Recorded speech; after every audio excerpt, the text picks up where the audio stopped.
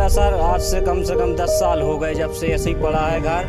साहब जी आवाज तो खूब जो प्रधान 20,000 देशु को आजाद और जीने ना दे पाए सो 25,000 दूसरे दे 25 में आवास आए हैं वो पैसे वालों के आए हैं, जिनको नहीं मिला है वो भी अभी खुले मतलब कि खुले हवा में रोटी बना रहे हैं। समस्या आवासों की भी चल रही है। इस समय आवासों की लिस्ट बन के तैयार हुई है। कुछ नाम उसमें ऐसे हैं कि जिनको 2-2, 3-3 आवास मिल चुके हैं। ये तो रोड नहीं बनती, काफी दिन हो गए रोड नहीं बनती। जब यहाँ करती नहीं बना 3 से गपते हैं रोड डेली। पानी सारे गांव को पानी यहीं गिरता है और कहीं नालियाँ ना गंदे रहे हैं। जनपद महोबा के कुलपहाड़ तहसील में आने वाले अजनर गांव में बेबस और गरीब तबके को पीएम आवास का लाभ लेने के लिए जेब ढीली करनी पड़ रही है। 12,000 की आबादी वाले इस गांव में विकास के नाम का ढिढोरा तो खूब पीटा गया, लेकिन बदहाल और मुफलिसी की मारी जनता का विकास से नाता नहीं जुड़ सका। कुलपहाड़ तहसील के अजनर गांव में प्रधानमंत्री आवास योजना का लाभ सिर्फ उन्हें ही दिया गया जिनकी जेब गर्म और वजनदार थी। अजनर गांव के बाशिंदों की अगर माने तो ग्राम प्रधान और सचिव ने इस योजना का लाभ देने के लिए खासी कोताही बरती है। जहां गरीब तबके को पीएम आवास योजना से आसरा नहीं दिया गया, वहीं केंद्र की इस योजना के तहत प्रधान और सचिव ने अपना विकास करने में कोई भी कसर बाकी नहीं छोड़ी।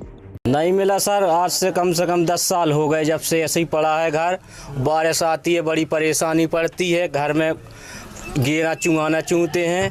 और आज तक प्रधान के पास गए हैं, इतने दिन से हो गए, बोले आ जाएगा। जिन का पैसा ले लिया उनका आ गया है, हमने अभी तक पैसा नहीं दिया है, हमारा मकान नहीं आया है।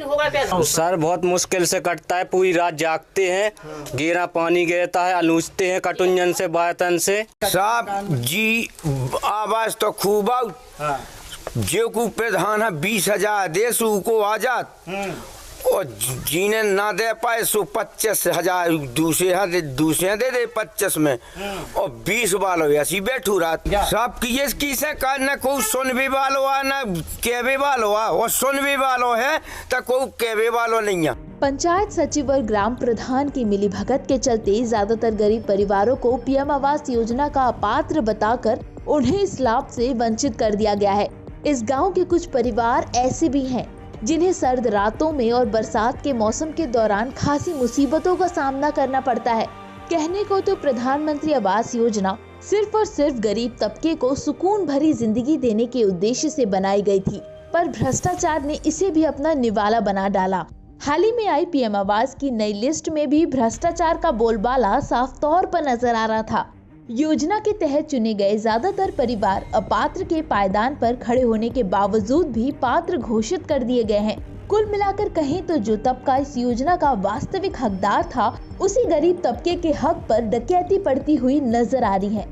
यहाँ पे समस्या सबसे बड़ी मतलब आवासों की चल रही है अभी, जिसमें मतलब कि 256 आवास हुए थे, जिसमें से 24 आवास अभी आए हैं, जिसमें से मतलब कि उनके 2-3 बार आवास आ चुके हैं और मतलब कि जिनके आवास आए उनके 2-3 बार आ चुके हैं मतलब कि और उन्हीं के बाद सचिव साहब कल देखने आए थे और अभी तक मतलब मैंने 2-3 बार उनको शिकायत भी की थी जब आए थे मौके पर।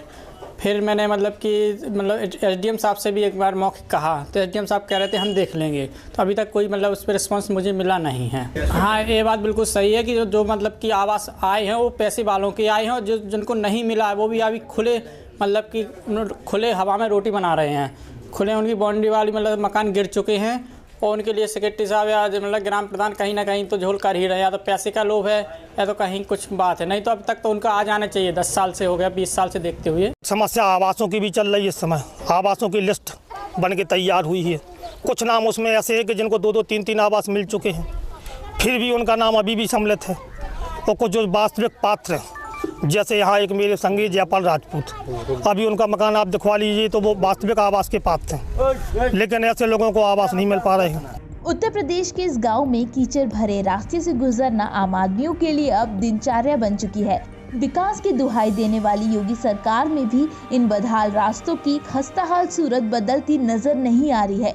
इस गांव से जुड़ी जनता का मानना है कि पक्के रास्तों का सुख सिर्फ उन्हीं लोगों के नसीब में आया जो प्रधान जी के खासों में गिने या माने गए।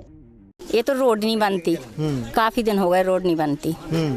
कभी प्रधान जी से नहीं कहा इस रोड के लिए? खूब कहा, हमारी तो कई बार लड़ाई भी हो चुकी।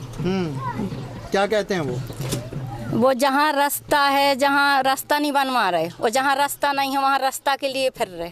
जब यहाँ करती नहीं बना, टिंगन से गपते हैं रोड डेली। पानी सारे गांव को पानी यहीं गिरता है और कहीं नालियाँ ना गंद डरे है, और वहाँ रास्ता छकवा दी तो पानी यहीं बह जाता। मेरे मकान में भरो पानी, और वहाँ कड़े हुई की गली नहीं है पानी को। इससे मेहरबानी कहें कि वहाँ बनवा दें। प्रधान जी से तो कई भी क्या, हम क्या करें।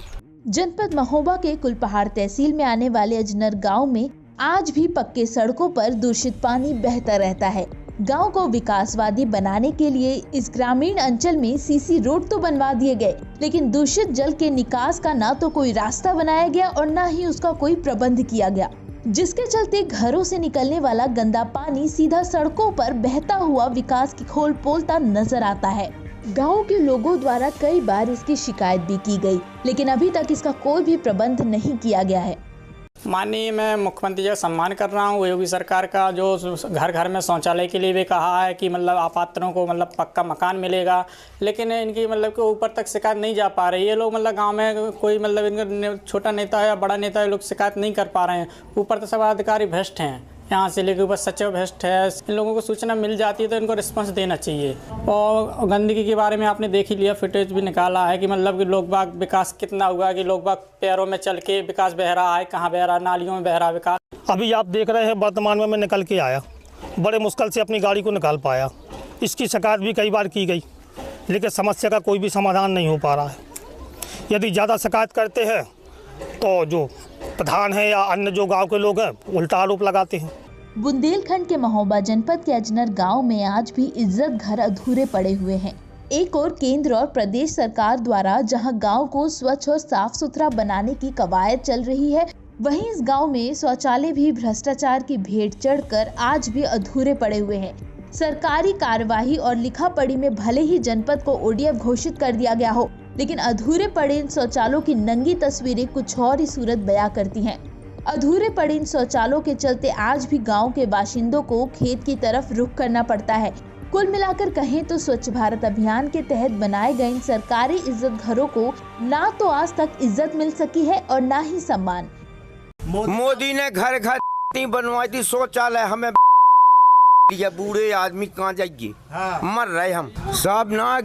बस्ती के बाहर ग्याड़ो है, वहाँ जा सब। हम तो खूब सोचत के सब कछु हो जाए, लेकिन को कह भी वालो है, को नहीं कहा। सैकड़न दे डीएम दरख्वास्त दिए थे आज मन, लेकिन को नहीं सुनी, को सुन भी वालो है। साफ और स्वच्छ जल मिलना इस गांव के बाशिंदों के लिए किसी अमृत से कम नहीं है। गांव में आज भी स्वच्छ जल की विकराल समस्या बनी हुई है, जिसको लेकर गांव वालों को सरकारी पानी के टैंकरों की राह ताकनी पड़ती है।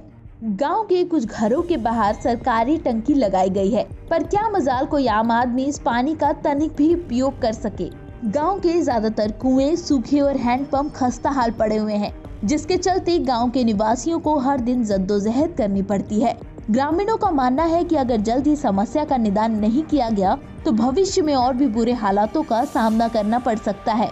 समस्या तो बहुत है, इस शासनकाल में ज़्यादा समस्या रही है। जैसे सबसे नंबर 1 पानी की समस्या। तो जैसे मैं जटिया मोहल का निवासी हूँ, वहाँ पीने के लिए पानी कभी पाइपलाइनों से आया नहीं है, जबकि काफ़ी 1 करोड़ से ऊपर की लागत में पानी की टंकी बनी हुई है, लेकिन उससे आज तक मुझे पानी नहीं मिला। कई बार मैंने CM हेल्पलाइन पर शिकायत की, लेकिन उस समस्या का कोई भी समाधान नहीं हुआ। ये टंकी बनवा धर जी के दौरे में धर गई पानी की, बे उनके बाप की हो गई। जाए ऐसी धरी तो सहूलियत है सब हम भरे वे में, और जी के दरवाजे धर गई, बे उसके बाप की हो गई। हम लोग पैर नहीं धो सकते हैं। इस गांव के हालात कब बदलेंगे, ये भविष्य में अपने आप में एक बड़ा सवाल है। सूबे की सरकार भले ही विकासवादी नीति की दुहाई देती नजर आ रही है, वहीं दूसरी तरफ इस गांव के हाल फिलहाल बदहाल और खस्ताहाल नजर आ रहे हैं।